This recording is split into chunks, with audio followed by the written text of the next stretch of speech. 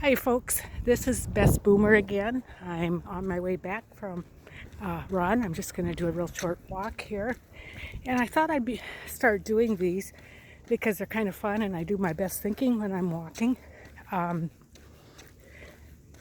Just to let you know, I'm not just someone out there ranting or I do have a college degree and work towards a master's, and I did test out in top 4% of the population for IQ. That was a number of years ago, but and I've worked as a probation officer for 24 years, and I was a police officer for 5 years, and now I'm retired in Arizona. Here in Arizona, I worked for a short time at a grade school in my community.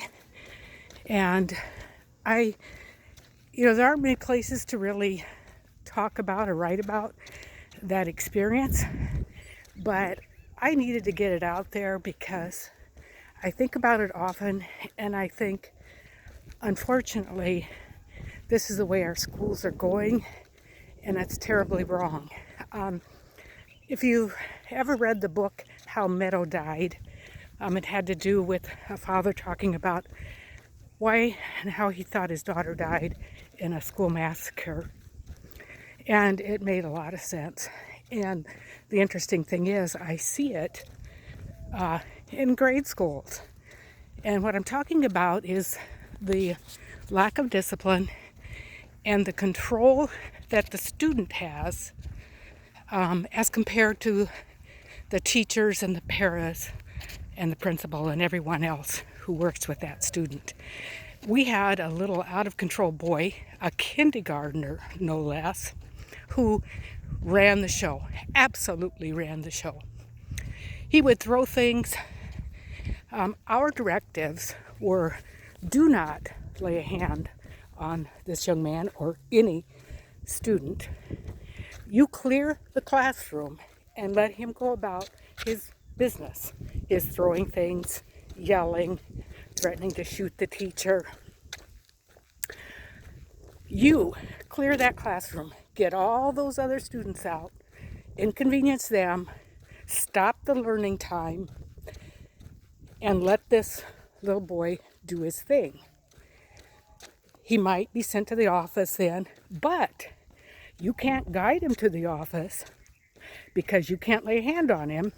You are to walk with him, use your words to try to convince him to go to the principal's office. He can run the hallways. Again, don't chase after him unless his life is in danger and it's looking like he's going to run into traffic.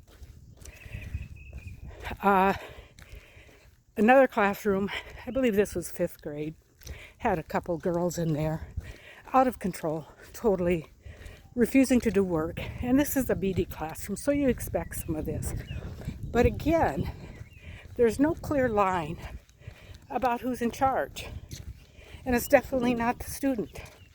But we try to use our words and talk to that student at length and try to get them convinced to do what they should do.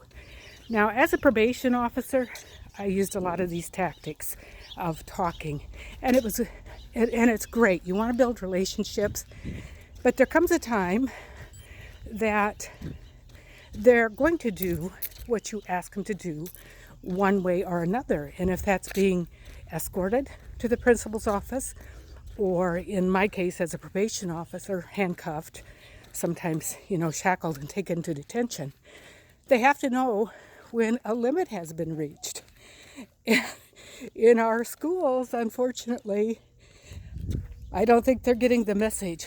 And it's so sad and unfortunate. And I know we don't want physically abusive people in our schools, but that's how, you should hire the very best you can find, and with plenty of references from other places they have worked,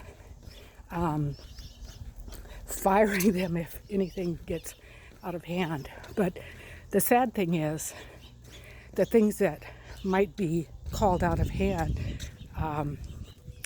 are just basic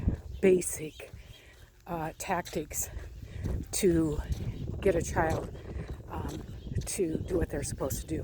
I'll give you one little example. A boy who wouldn't take his headphones off in class, where there's a rule. You can't have your headphones on listening to music. Of course, this boy did, and he constantly did it. One day, and of course he acted like he couldn't hear you because he had headphones on. So I went up and I lifted one headphone and I said, please take those off. Well, he finally took them off and then went on to tell the assistant principal I broke his headphones. And the funny part of this story is the assistant principal approached the problem as if the boy was telling the truth. I broke his headphones. Yet he had them with him the next day and the next. So this is part of what I'm talking about. And I don't know when the pendulum will swing back. I was hoping that it would, but it hasn't yet. So just one of my stories that I think is pretty interesting. And again, I recommend you read that book, How Meadow Died. And if you have children in school right now, you'll probably recognize some of it. Okay, this is Best Boomer.